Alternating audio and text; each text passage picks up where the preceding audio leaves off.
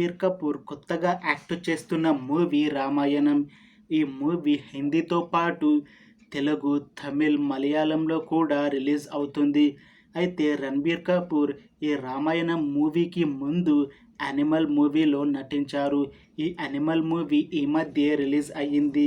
ఈ movie release అయ్యాక తన కెరియర్లోనే బిగ్గెస్ట్ హిట్గా నిలిచింది. అయితే ఈ యానిమల్ మూవీ రిలీజ్ అయ్యాక కాస్త టైం గ్యాప్ తీసుకొని ఇప్పుడు మళ్ళీ ఈ రామాయణం మూవీతో మన ముందుకు వస్తున్నారు రణబీర్ కపూర్. ఈ మూవీలో హీరోయిన్గా యాక్ట్ చేస్తున్నారు సాయి పల్లవి. అయితే సాయి పల్లవి తెలుగులో లాస్ట్ యాక్ట్ చేసిన మూవీ శ్యామ్ సింగారాయ్. ఆ మూవీ రిలీజ్ అయ్యాక ఒక్క మూవీలో కూడా నటించలేదు. అయితే ఇప్పుడు ప్రస్తుతం సాయి పల్లవి తమిళ్లో శివకార్తికేయన్తో ఒక మూవీలో నటిస్తున్నారు. అలానే తెలుగులో తాండేల్ మూవీలో నటిస్తున్నారు. ఇంకా ప్రస్తుతం హిందీలో ఈ రామాయణం మూవీలో నటిస్తున్నారు సాయి పల్లవి. అయితే సాయి పల్లవి హిందీలో ఇంతకు ముందు ఒక్క మూవీలో కూడా నటించలేదు.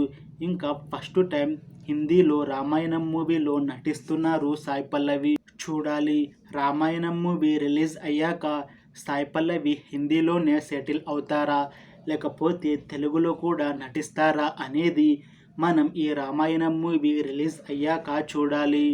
ఫ్రెండ్స్, మీకు ఈ వీడియో ఎలా అనిపించిందో కామెంట్స్లో చెప్పండి.